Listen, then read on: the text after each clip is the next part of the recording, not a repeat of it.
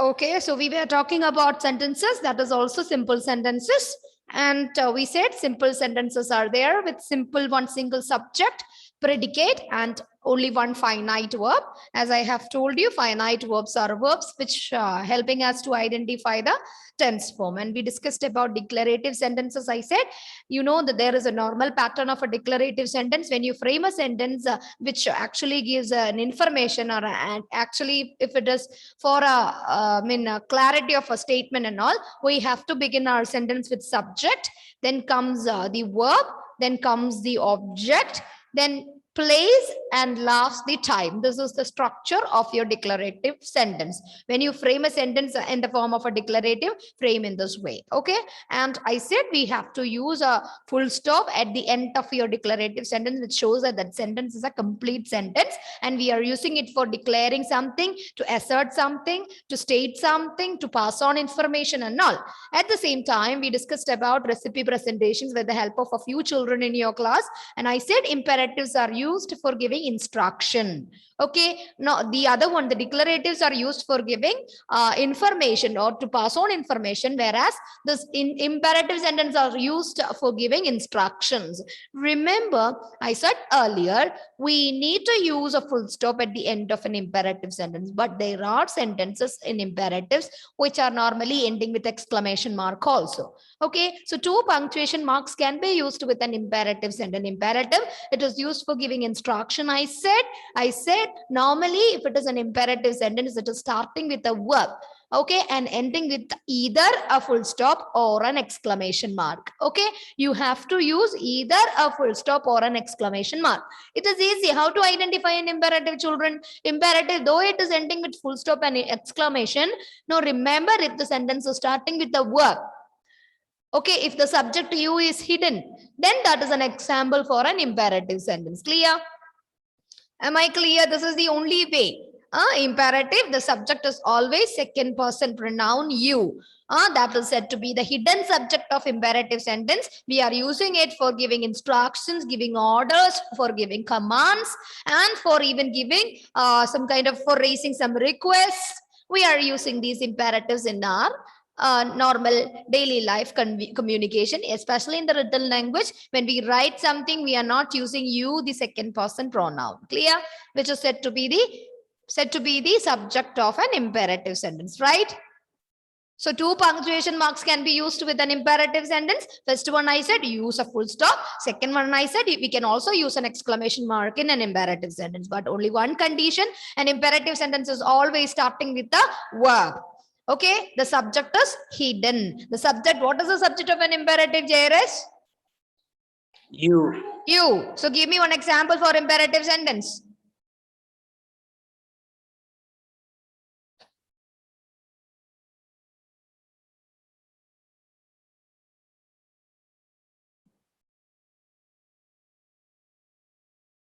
Tom Joss? Open the door. Adikesh? Adikesh? Ma'am, bring me a cup of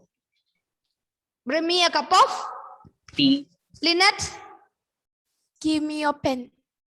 Isha?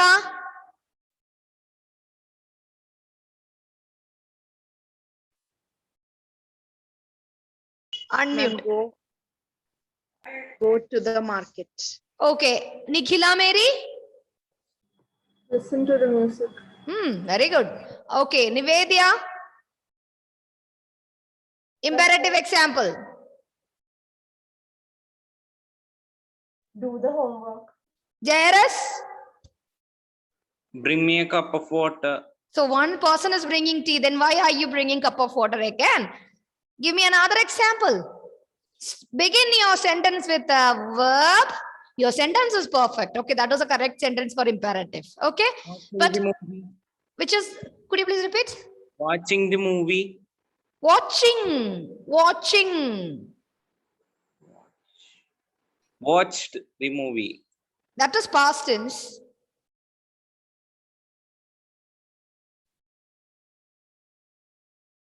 See the structure. When they said, they used only open the door, bring me a cup of tea, take your book, close the door. Okay, put your pencil down. Yes, Watch- Advait Murali is here. So Advait, example.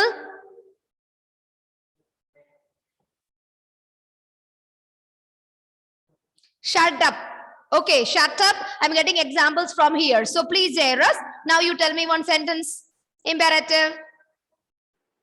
Watch the movie. Watch the movie. Okay, watch the movie. You're instructing someone. So you need to begin with only the present form normally, right? So the verb is the starting of an imperative sentence. You is the hidden subject of an imperative sentence. If you see an imperative, remember your subject is always you. For giving instruction, we are using we are giving commands, strong commands. We are raising request, please. By adding a word please, you can change an imperative into a request form, right? Please bring me a cup of tea. Please open the door. Please shut up.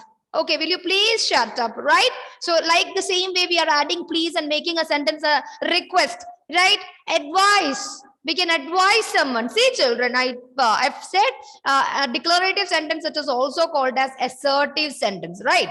Assertive sentence. But if I am giving you an instruction for constructing a sentence in assertive, that also affirmative. So please give me, Sridev, an example for affirmative assertive sentence.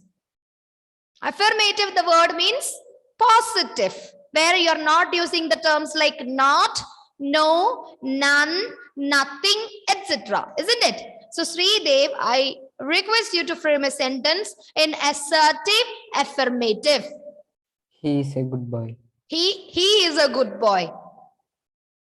So he is not using not in it, nothing in it, never in it, neither or nor in it, scarcely in it, rarely in it. Okay, such words are, if he add that word, he is not a good boy, which shows that he is a very naughty boy, right? So that is actually coming under the negative sentences. So affirmative means positive, negative means where we are including not not with the verb, okay, or after the verb. He is not a good boy. He's not. Isn't auxiliary verb is used means you have to write not after the auxiliary verb in your sentence, okay? So listen here. So how to make an imperative negative? See, you said many examples. Open the door, close the door. How to change open the door, the sentence, into its negative form? Do not open the door. Do not open the door. That means don't open the door, right? Don't close the door. Don't open the door. Don't take my book. Don't go there. Don't catch it. Okay. So by adding don't, you can change an imperative sentence into its negative form. Clear? Am I clear? So use don't for creating a negative imperative sentence. Am I clear?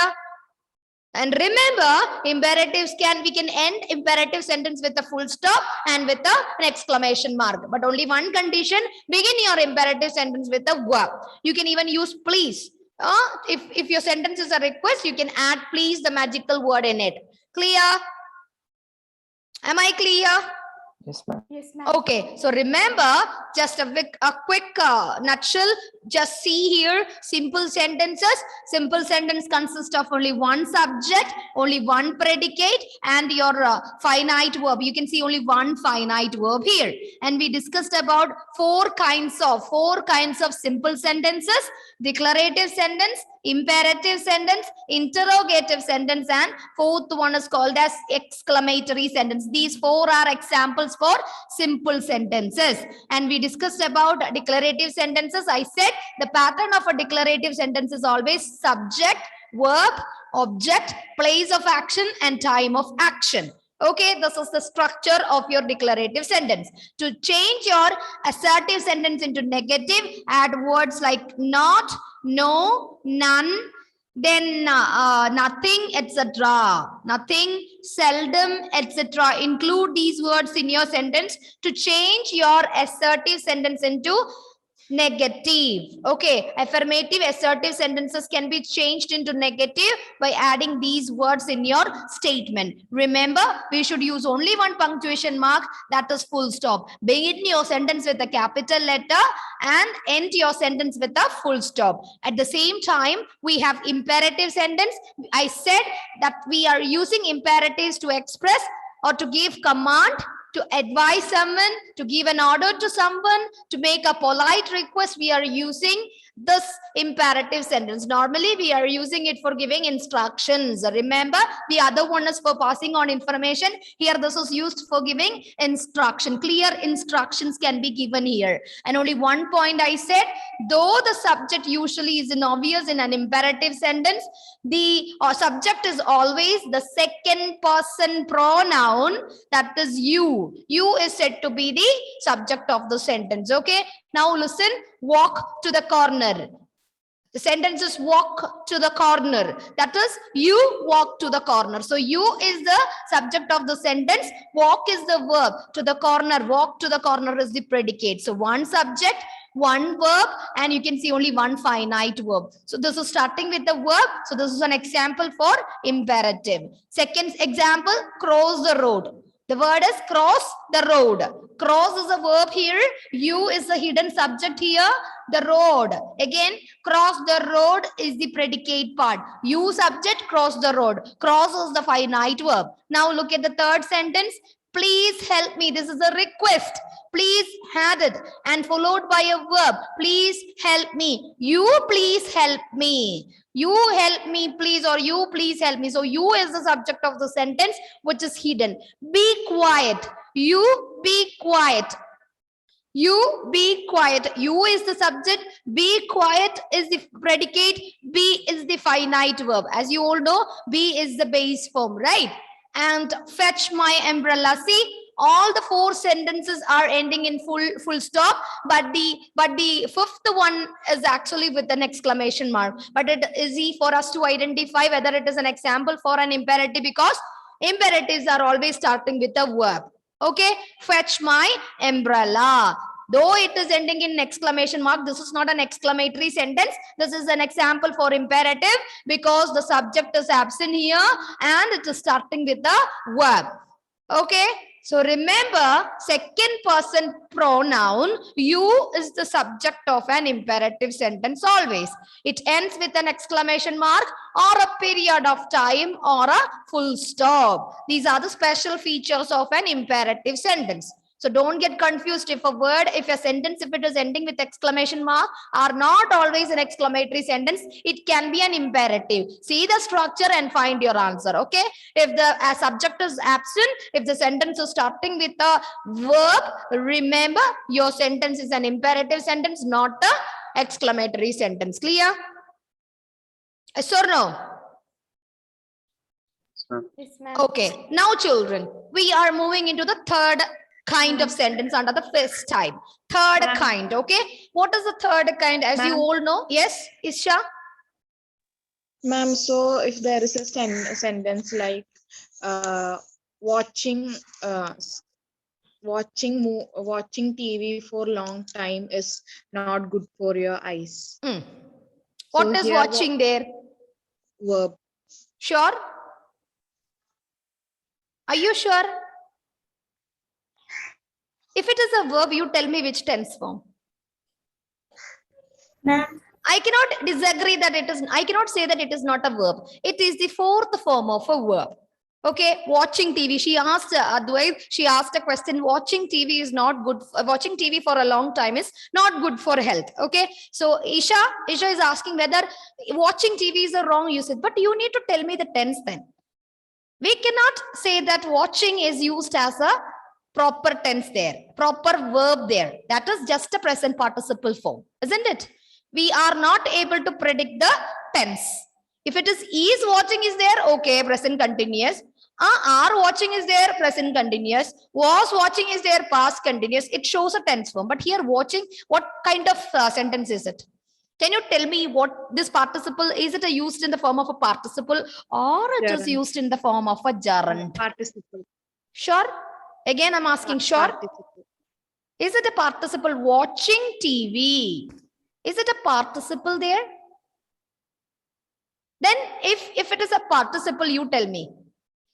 Why? Because it is used before TV, the noun. Right? Participle, it is also called as adjectives in English grammar, isn't it? Isn't it? Yes. Participles are also known as adjective, verbal adjectives in English grammar. It is placed before TV, so you are calling it as it is in the form of an adjective there. So you can call it as a present participle form of the verb. Otherwise, you should use it in the, if it is a noun there, then you have to use it in the form of a gerund. Okay, so now your question is related to the imperative sentence. Okay, so are you correct or I am the right one? You. Why? You're calling me second person pronoun. Imperative, the subject is always you. So watching TV is not a correct usage. It is not an example for an imperative. So you got the answer right, Isha? Is it clear or not? Yes. Watching TV, because it is not showing a proper tense. So we cannot simply say that it is a finite verb, isn't it? I said it should be a finite verb there. Watching TV, it is not a complete verb. There is there. So what is watching TV there? Watching TV becomes the subject of that sentence, right? Yes or no? So we cannot even label it as a imperative sentence. Okay? Clear? Yeah, If ma'am. it is not clear, I'll repeat. Ma'am, it's clear. It's clear. So children, watch TV. Watch TV. Watch TV is watch. It is an example for simple present form. And you is the subject. You watch TV now. Watch TV now. You watch TV now. Okay. So you is the subject. Watch is the verb there. TV is the object. Now is the time. Clear? Am I clear? Okay, so we are moving into the third kind of sentence that is said to be the interrogative sentences. Okay, the word itself, interrogative sentences, interrogates, asking questions. Okay, so the word interrogation means asking questions, collecting answers from the person who is listening. Right? So we can use two different methods for constructing an interrogative sentence. As you all aware, it is in the form of a question. The question should begin with a question word. If you want a particular answer, if you're expecting a right, accurate, and appropriate answer from someone, Ellen, how old are you? 14. See, Jairus, how old are you? 14. Sure? Yes, ma'am. Not 13? No, ma'am. Not 15?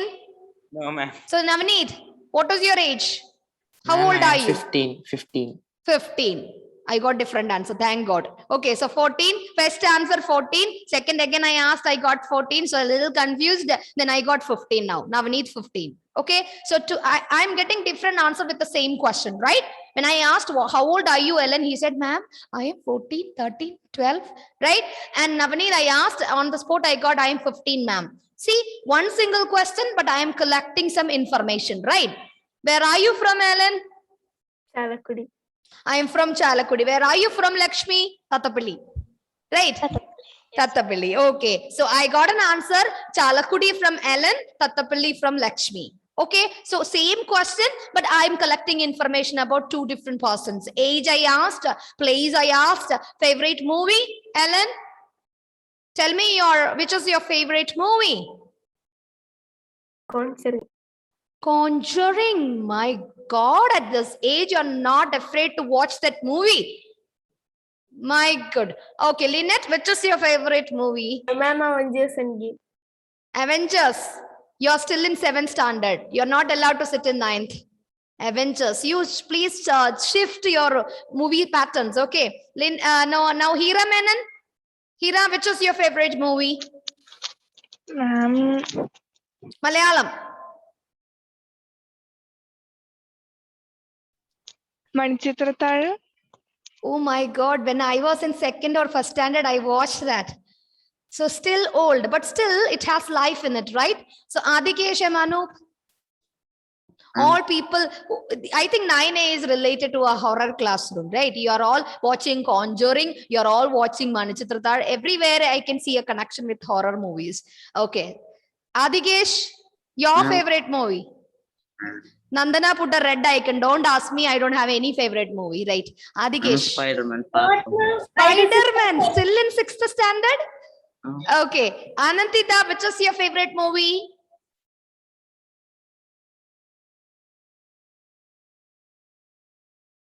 Don't ask me, I'm stuck over here. Nivedita, your favorite color?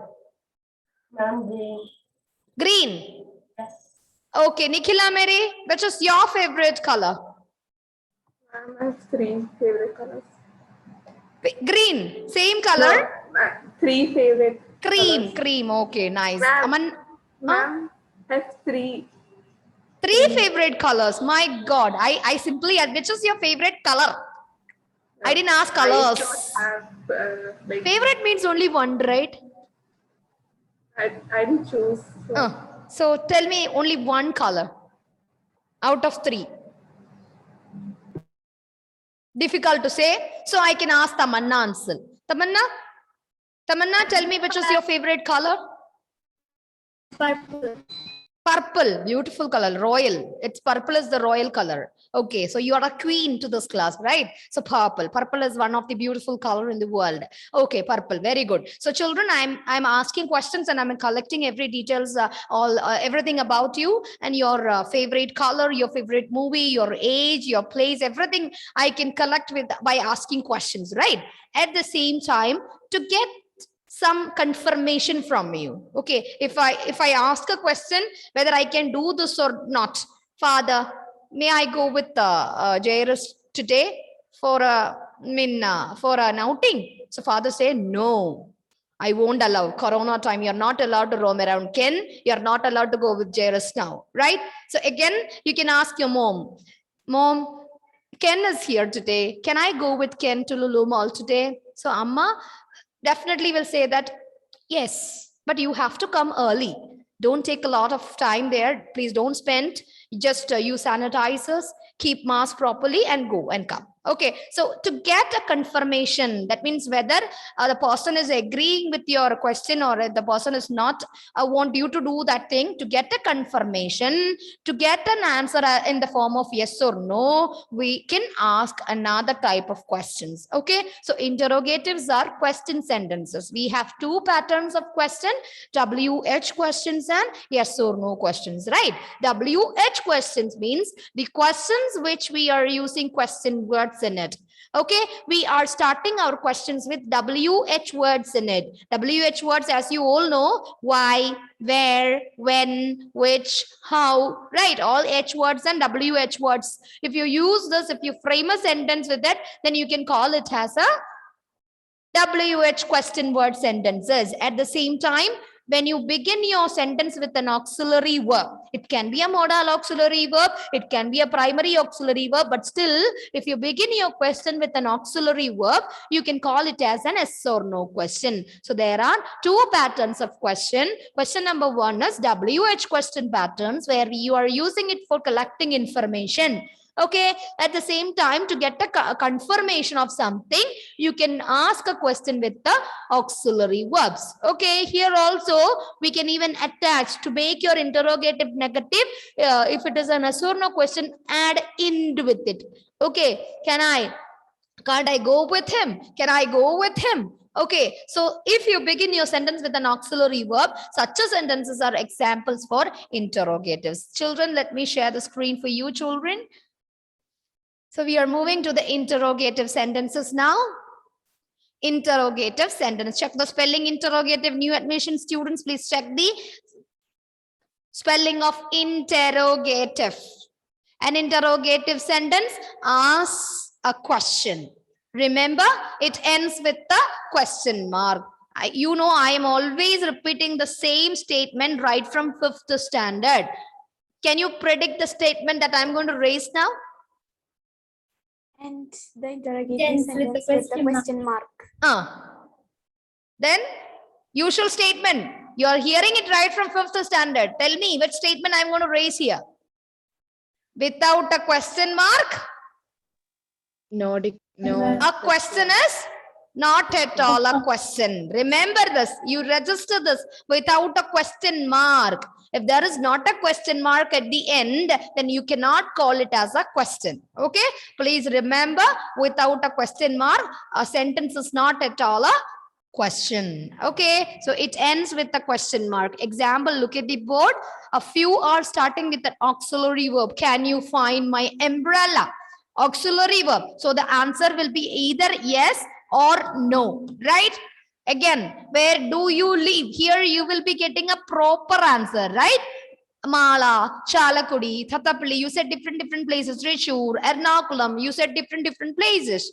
Are you ready to go? Here the question word is just not a question word. Here we are starting with an auxiliary verb. So you can expect an answer in the form of either yes or no. Okay, can you speak English?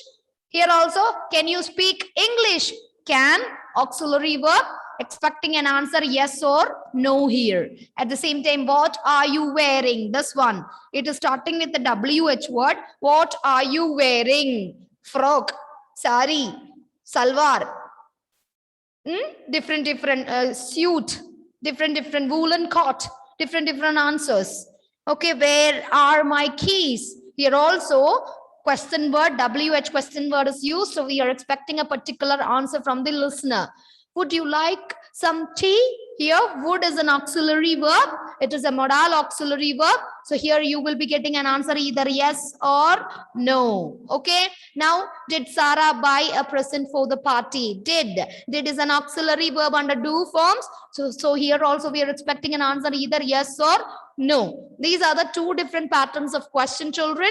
Yes or no questions and WH questions. Remember, if it is an interrogative sentence, it is ending with the question mark. Am I clear?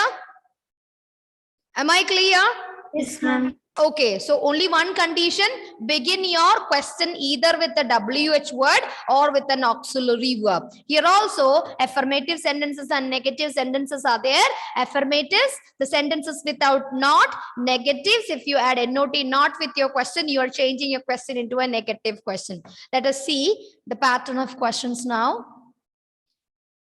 Now, children, we should remember, we should learn how to construct a sentence with questions. Okay, how to construct a sentence in interrogative. You know, there is a pattern for constructing a sentence.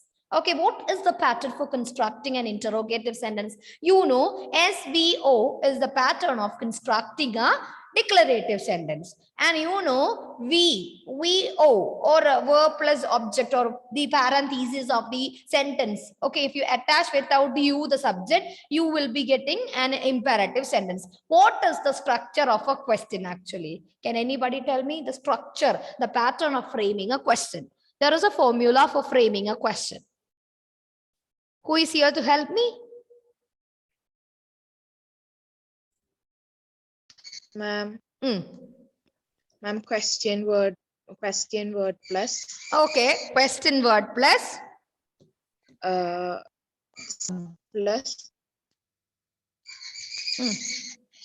Finite verb. Question word plus. Subject.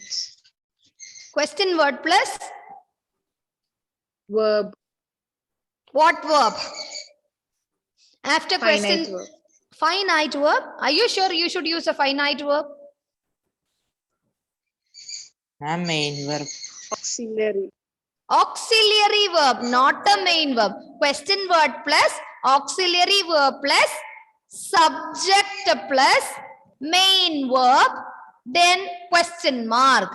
This is the pattern or the structure or the formula for constructing a question. I repeat, question word plus auxiliary verb plus subject plus main verb and a question mark. This is the structure. This is the pattern of constructing a question in English.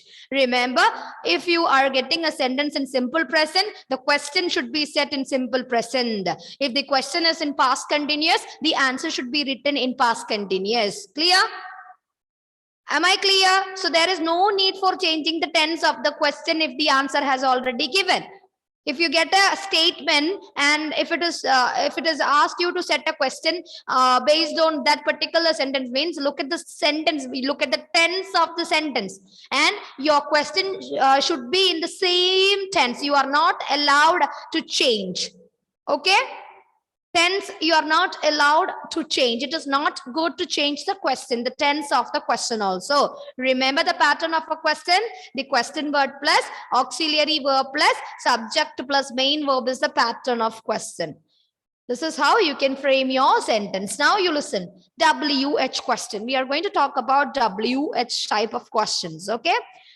WH question usually start with a word beginning with WH words. As you all know, the WH words are what, when, where, who, whom, which, whose, why, how many, how far, how long, all these can be WH word. Okay, here also you can see WH word. Now, when I was searching in Google, I've seen that H words, another form is H words.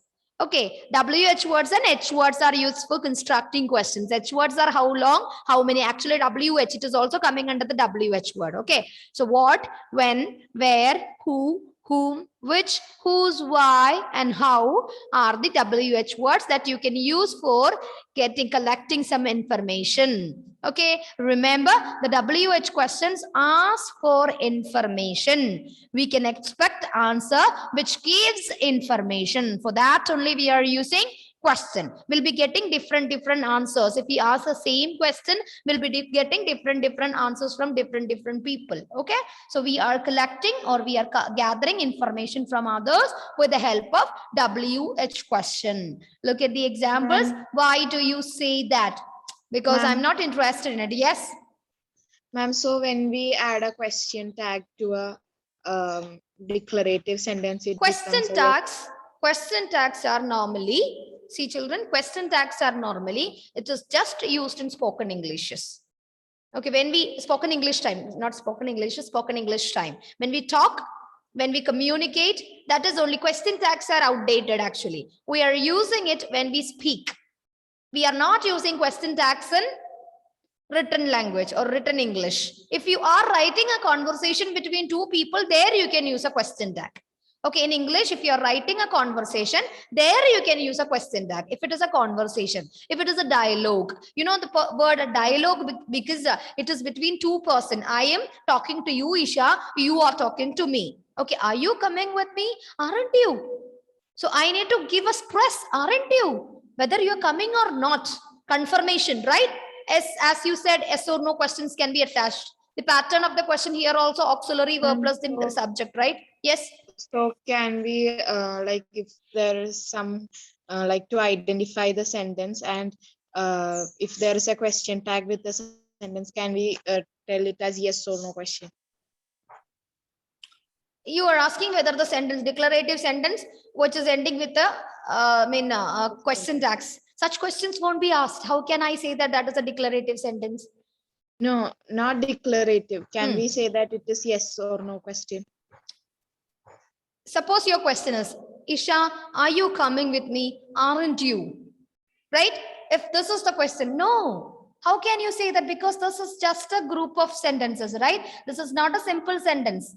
See, if it is a simple sentence, remember it should have only one subject, it should have only one predicate, and the predicate contains only one finite verb. Isha, are you coming with me? This part is one single sentence. And you are separating the other half with a comma, right? And again, you're attaching a verb, then comes the subject, right? Though it is a part, that is why I said it is not an example. The first half of the sentence is just an example for a declarative. But again, you can see that there is a question is attached. So under which category you will be able to put? No, you are unable. You cannot say that. It is an interrogative sentence. Aren't you is an interrogative part. But are you coming with me? You are coming with me, right? Isha, are you coming with me? That is a question, right? But you are coming with me, Isha, aren't you? So you are coming with me, Isha, is a declarative sentence. But no, I am a little doubtful. So I am just getting a confirmation from you. Aren't you? Are you coming or not? Right? To get a confirmation. So you cannot include it under the declarative or under the interrogative because two different sentences are added there. Though it is a small sentence, just like a tail, it is attached. The second half is an interrogative, first half is a declarative. So you cannot label as such as under a declarative or an interrogative. You need to split it. So it is not a simple sentence at all because you have two different verbs in it, right? So it is not a simple sentence at all. Okay, such questions won't be asked. These are confusing questions, right? They won't be asked. Such questions cannot be included under declarative at the same time under interrogative, because two parts are having a different function. One part declarative, it is a statement. The other part is a question, right? Two parts are there. So it's not a simple sentence. Okay. You can even call it as a complex if you want, because we are separating the second half with a comma. Two different subject are there, but still I cannot use, because R and U is not a complete it cannot be a part, just a part of sentence, just a tail. Okay. Okay. So interrogatives. We have a structure for interrogators. The structure of the interrogative sentence, as I said, it is question word plus auxiliary verb plus subject plus main verb, then with a question mark. We are not talking here about tail or tag, which we are using in our spoken English times. Okay, so this is the structure of an interrogative sentence. Am I clear? And yes or no questions, as we said, yes or no questions are questions whose expected answer is either yes or no. We want a confirmation from you. Okay, we want an answer from you that should be either yes or no. Okay, yes or no questions are made using the auxiliary verbs. As I have told you, we have be forms here. Be forms, as you all know, am, is, are, was, were are the be forms. You can begin your yes or no question with any one of this. We have do forms. Do, does, did are the do forms. You can also begin your yes or no question with this.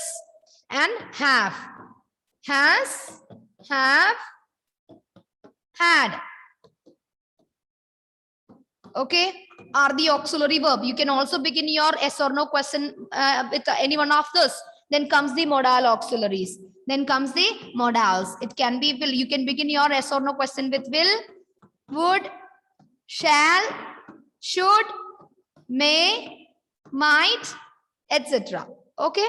So if you use any one of these auxiliary verbs to begin your sentence, then that is coming under the yes or no questions. Clear? A few examples for you for interrogatives. All these examples are just shown here are the examples with WH questions, where you are actually expecting an appropriate answer. What is your favorite color? When do you wake up every day? Who is at the door? Where are you going now? Which is the largest city in the world? Why do you say that? Which is the largest city in the world, children? Social science teacher. History. Sholi ma'am? Libby, ma'am. Lippy ma'am. Lippy ma'am is here. So which is the largest city in the world? Tokyo? I'm not sure. I'm not sure. Tokyo. Yes. Are you sure? Yes, ma'am. Okay, so I'm getting different answers. In India, the largest city is it Bangalore? I don't know. Mumbai? Mumbai. Mumbai. Okay, maybe. These are largest cities in the world, right? So which is the largest city in the world? Why do you say that? If a question is, Adikesh, why do you say that? If the question is, why do you say that? Ma'am, because I thought that is correct, right? If I ask the same question, Nivedita, why do you say that? My mother said. That is correct, right? So I'll be getting different answers, which is starting with WH words. Okay, so this is time to end my class here. So thank you so much, children, for coming and attending my class. We'll be continuing with this. JRS, you revise your lessons covered here. If there is any confusion comes, you can call me. Okay, everyone.